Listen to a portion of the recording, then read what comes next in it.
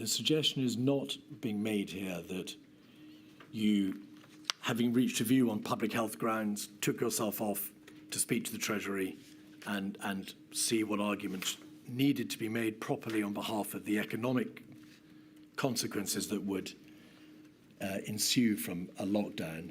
It is that your own decision-making, your own judgment backed and veered, and that by implication, this is a poor example of leadership function.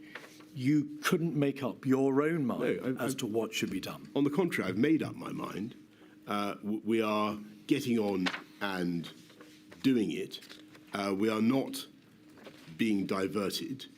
I've got the Chancellor of the Exchequer with me saying that there's a risk to the UK bond markets and our ability to raise sovereign debt. This matters massively to people in this country.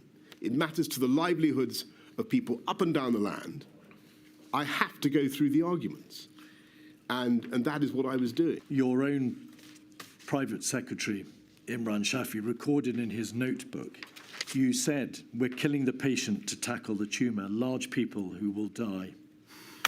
Why are we destroying everything for people who will die anyway soon? Bed blockers." Is that not indicative of an absence of consistent position by you and a clear decision that on the basis of the scientific advice that you had received, these stringent interventions were necessary? No, it's an indication of the cruelty of the choice that we faced and the appalling balancing act that I had to do throughout the pandemic.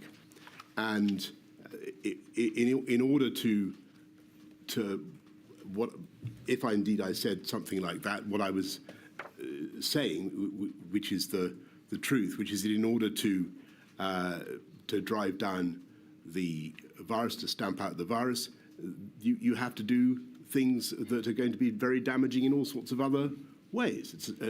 Perhaps it's not, it wasn't designed to be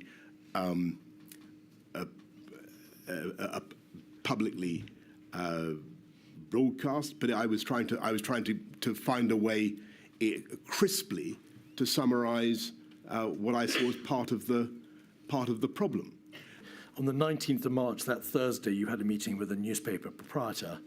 Mr. Cummings has suggested that that meeting, which appeared in your diary as a personal social matter, was not perhaps the best use of your time in the middle of this crisis. Well, I can't remember exactly what happened at that meeting. It was a very brief meeting.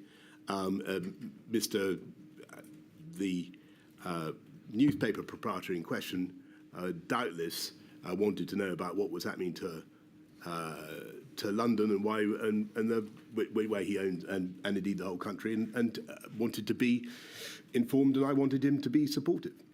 So was the meeting to do with COVID? Was it COVID related, Mr. Johnson? I can't remember, but I'm absolutely certain it must have been.